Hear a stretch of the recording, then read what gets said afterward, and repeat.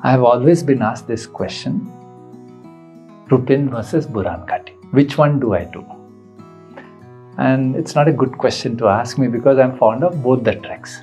But nevertheless, I will not say which one to do because both are good treks to do. But what I'm going to say is which one is the first one you must do.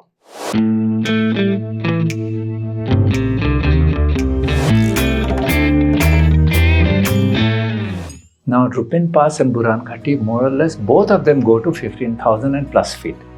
Buran Ghati is exactly at 15,000 and Rupin Pass is a shade higher at 15,250 feet. But the approaches of both these treks are very different. Buran Ghati has a smoother approach. Rupin Pass has a more climbing approach. So there are sections of steep climbs, flats, wherein Buran Ghati has a more gradual climb up to the camp Litham, and then it has a bit of a steepish climb all the way to the pass with another camp to break the steepish climb at Dhunda. So it is a much more easier to get to the Buran Ghati Pass than it is to get to the Rupin Pass in terms of physical challenges that you will face. It's a little longer also, the Rupin Pass getting to the pass. So this is where I would tell most people that if this is your first very high altitude trek that you're taking on 15,000 feet plus, then definitely choose Buran Ghati as your first option because it is a more gradual climb and you will really love that experience of getting there. However, if your choice is an adventure and you like the thrill and adventure that comes with a very high altitude trek, then Rupin Pass is your first choice.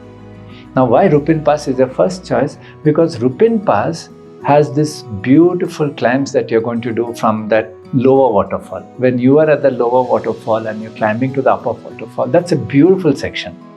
And then from the upper waterfall, when you hit the huge traverse to the base of the Rupin Pass gully, that's again a beautiful adventurous section. And the gully climb is a superb adventurous section. So it has three distinct adventurous sections with a fourth one on the other side of the pass when you're getting off the pass. So there are four adventurous sections.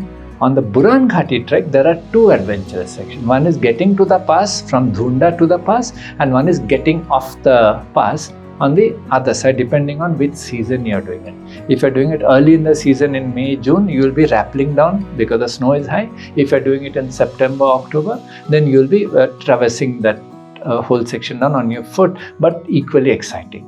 So Buran Ghati has 2, Rupin has 4. So if you're looking for adventure, then I would say choose Rupin Pass as your first trek. Scenery wise, I don't think you must choose because Buran Ghati, as I keep telling everyone, has the best of all the great treks that we have together, and it just stitches them together, not a single blemish on the trek. Rupin Pass also has such surprises and wonders on the trek and things that you have never seen before on any other trek or perhaps will never see again. So both the treks, scenery wise, they match each other head to head, no distinction, but they're very distinct. If you think what I've seen in Buran Ghati, I will see it in Rupin Pass, no chance. You will not. So my advice to most trekkers is do Buran Ghati once. If that's your first high altitude trek, start with Buran Ghati, but make sure that in a year or two you end up doing Rupin Pass because these are two of the greatest treks of our country and it's not either or, it's which one is first. But if adventure is in your heart and you're that, who are prepared well and you have a good fitness, then I would say choose Rupin Pass as your first trek.